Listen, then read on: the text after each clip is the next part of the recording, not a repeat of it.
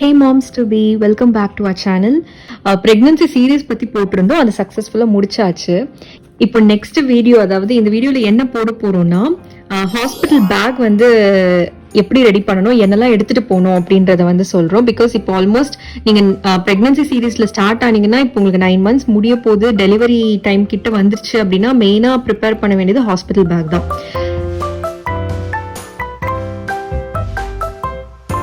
என்னெல்லாம் எடுத்துட்டு போகணும் அப்படின்றத நான் வந்து உங்களுக்கு 4 பார்ட்ஸா பிரிச்சு சொல்றேன். ஸோ ஃபர்ஸ்ட் வந்து பாத்தீங்கன்னா ப்ரூஃப்ஸ், இதுதான் மெயினா வச்சுக்கணும். இது நீங்க வந்து தனியா ஒரு ஹேண்டியான பேக்ல வச்சுக்கோங்க, பேக் பேக்கோ இல்ல ஹேண்ட் பேக்லயோ வச்சுக்கோங்க. ஸோ என்னென்ன ப்ரூஃப்ஸ்ன்னு பார்த்தா ஃபர்ஸ்ட் வந்து ஆதார் கார்டு வேணும். ஸோ கோவிட் சுச்சுவேஷன்ல பாத்தீங்கன்னா இப்பெல்லாம் சில ஹாஸ்பிட்டல்ஸ்ல பேஷண்ட் கூட ஒருத்தர் மட்டும் தான் அலவுட். ஸோ சில ஹாஸ்பிட்டல்ஸ்ல மேபி 2-3 பேர் அலோவ் பண்றாங்க. பட் எத்தனை பேர் வராங்களோ அத்தனை பேரோட ப்ரூஃபுமே எடுத்துட்டு வர சொல்றாங்க. ஸோ அதனால ஆதார் கார்டு எடுத்துக்கோங்க, உங்களோடது உங்க கூட வரவங்களோட ஆதார் கார்டு எடுத்துக்கோங்க. ரிப்போர்ட்ஸ் அண்ட் ஸ்கேன்ஸ் எல்லாமே வந்து ஒரு ஹாஸ்பிட்டல் ஃபைல் மாதிரி போட்டு வச்சு சேர்த்து வச்சுக்கோங்க. From 1st month to 9th month வரைக்கும், எப்போ டெலிவரி டேட் முன்னாடி வரைக்கும் உள்ள எடுத்த ஸ்கேன்ஸ் ரிப்போர்ட்ஸ் எல்லாமே சேர்த்து வச்சுக்கோங்க. பிளட் டெஸ்ட், யூரின் டெஸ்ட் எல்லாமே ஒன்னா போட்டு வச்சுக்கோங்க. அதையும் வந்து ஹாஸ்பிட்டல்ல கேட்பாங்க. அதுக்கப்புறம் பிக்மி நம்பர் வந்து ஒன்று கொடுப்பாங்க. இது வந்து நீங்க பிரெக்னென்ட் ஆன உடனே ரெஜிஸ்டர் பண்ண சொல்லுவாங்க கவர்மெண்ட் ஆஃபீஸஸ்ல போய். ஸோ அந்த நம்பர் வந்து கண்டிப்பா வேணும். இதுலதான் வந்து நீங்க பிரெக்னென்ட் ஆன அப்புறமா இந்த நம்பர் தான் த்ரூ அவுட் அந்த டெலிவரி முழுக்க வந்து தேவைப்படும். ஸோ இது மூணும் வந்து தனியா ஒரு பேக்ல வச்சுக்கோங்க. எந்த கிளாத்ஸோடயோ இல்ல வேற பேக்லயோ சேர்த்து வச்சுக்காதீங்க. ஏன்னா போன உடனே எடுத்து காமிக்க வேண்டியது இதுவா தான் இருக்கும். Aadhaar card, PickMe number and உங்களோட ஹாஸ்பிட்டல் ஃபைல், இது மூணும் தனியா வச்சுக்கோங்க. உங்களோட கோவிட் டெஸ்ட் ரிப்போர்ட் வந்து உங்க டாக்டர் கிட்ட இல்ல அப்படின்னா அது நீங்க வந்து கண்டிப்பா வச்சிருக்கணும்.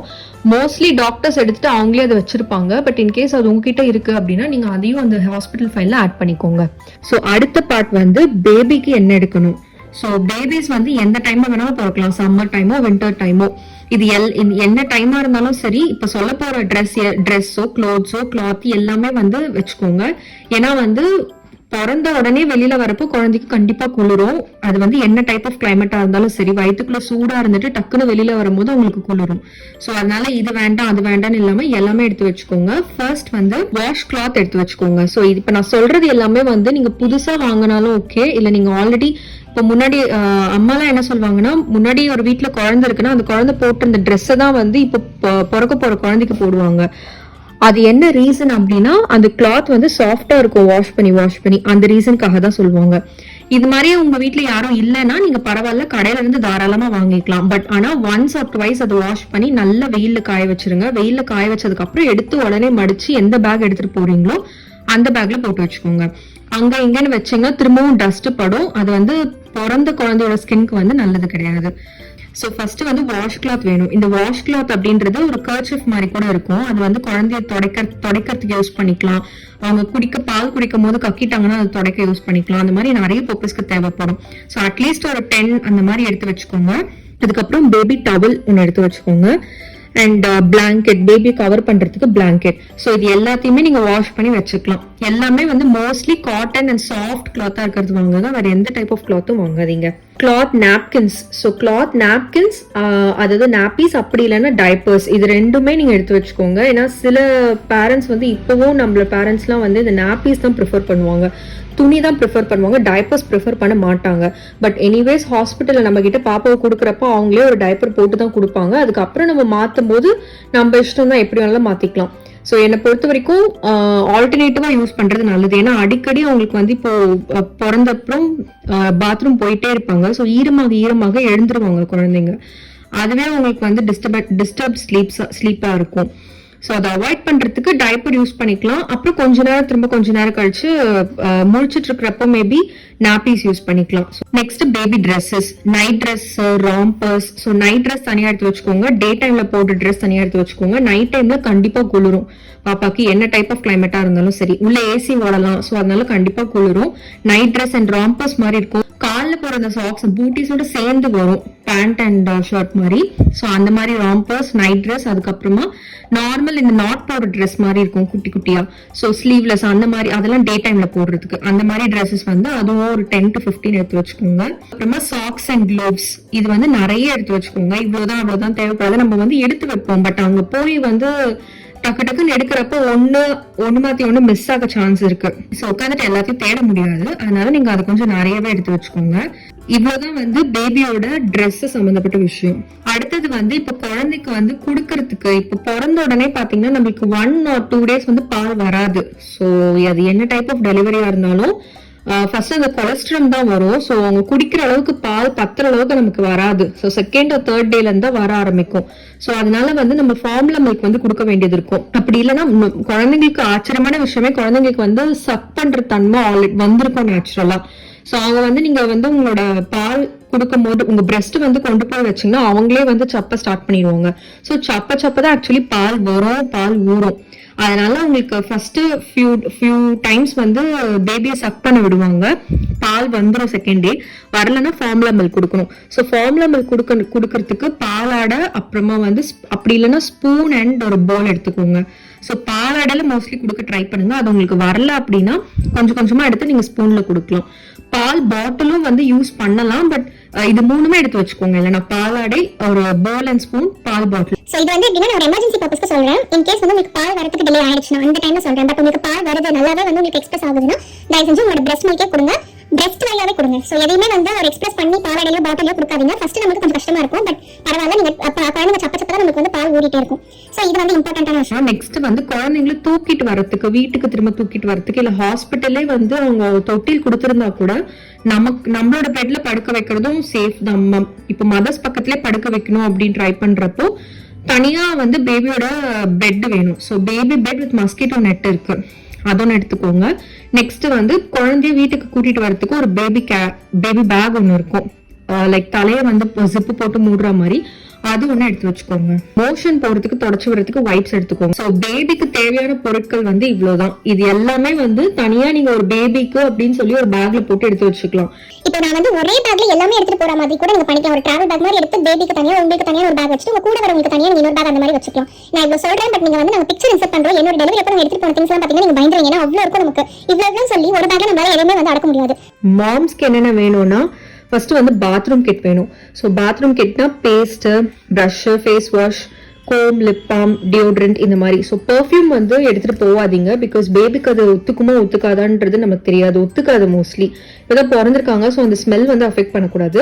பட் டியோட்ரண்ட், லைட் மைல்டு ஃப்ரேக்ரன்ஸோட டியோட்ரண்ட் வந்து யூஸ் பண்ணிக்கலாம். நெக்ஸ்ட் வந்து உங்களோட மேக்கப் கிட்டையும் நீங்க வச்சுக்கலாம். லைக் ஹேர் பேண்ட், அதுக்கப்புறம் வந்து ஸ்டிக்கர், க்ரீம் ஏதாச்சும் யூஸ் பண்றீங்கன்னா அது, அந்த மாதிரி உங்க மேக்கப் கிட்ஸையும் நீங்க வச்சுக்கோங்க.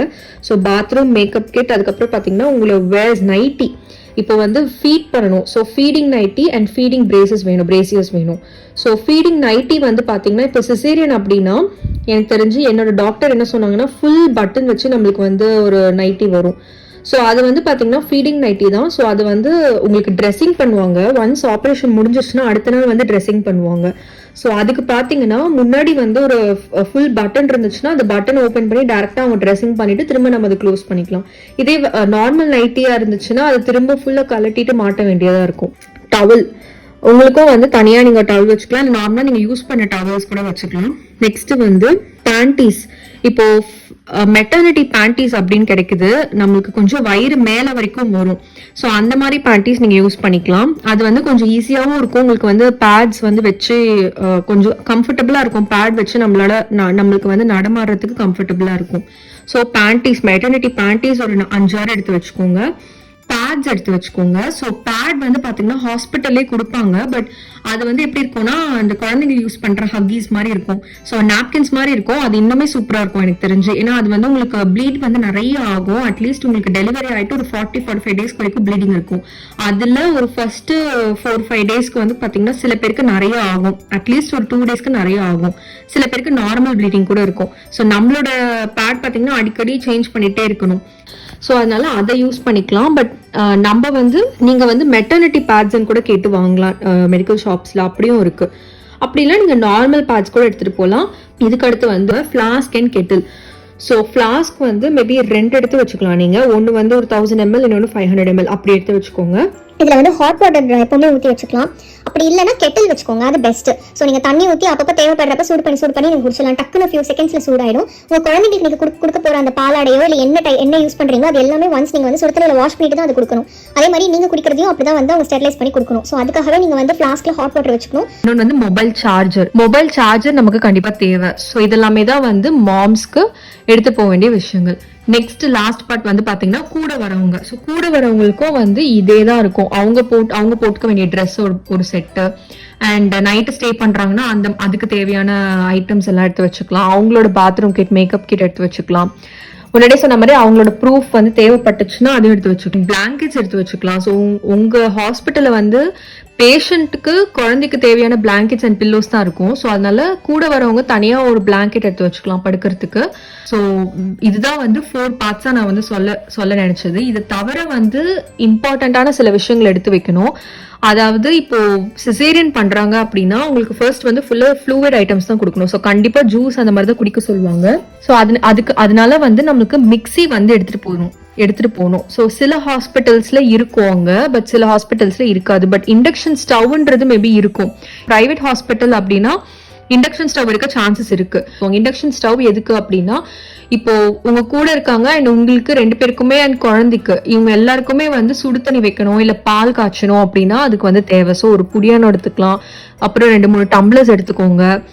ஸோ கெட்டில், ஃப்ளாஸ்க்கு, அப்புறம் இண்டக்ஷன் ஸ்டவ், மிக்ஸி, புடியானம் வேணும். அதுக்கப்புறம் டம்ளர்ஸ் வேணும்.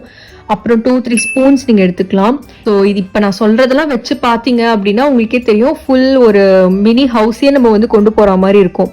ஸோ இதுதான் வந்து அதர்ஸ். இது தவிர இந்த ட்ரெஸ்ஸஸ் இதெல்லாம் தவிர தேவைப்படுற விஷயங்கள். ஸோ ஹாஸ்பிட்டல் பேக் அப்படின்றது பாத்தீங்கன்னா இவ்வளவுதான். ஸோ இதை தவிர இது வந்து எப்போ எடுத்துட்டு போகலான்னா, இப்போ நீங்க டெலிவரி ஆகிட்டு ஒரு ரூமை நீங்க வந்து புக் பண்ணிருக்கீங்க அப்படின்னா அந்த ரூம்ல ஸ்டே பண்றீங்க, உங்களுக்குன்னு ஒரு டெடிகேட்டட் ரூம் இருக்குன்னா நீங்க அந்த ரூம்ல இதெல்லாமே வச்சுக்கலாம். எனக்கு வந்து நாங்க பிரைவேட் ஹாஸ்பிட்டல் பார்க்கும்போது ஒரு ரூம் எடுத்துட்டோம். ஸோ எங்களுக்கு அதெல்லாம் வச்சுக்க ஈஸியா இருந்தது.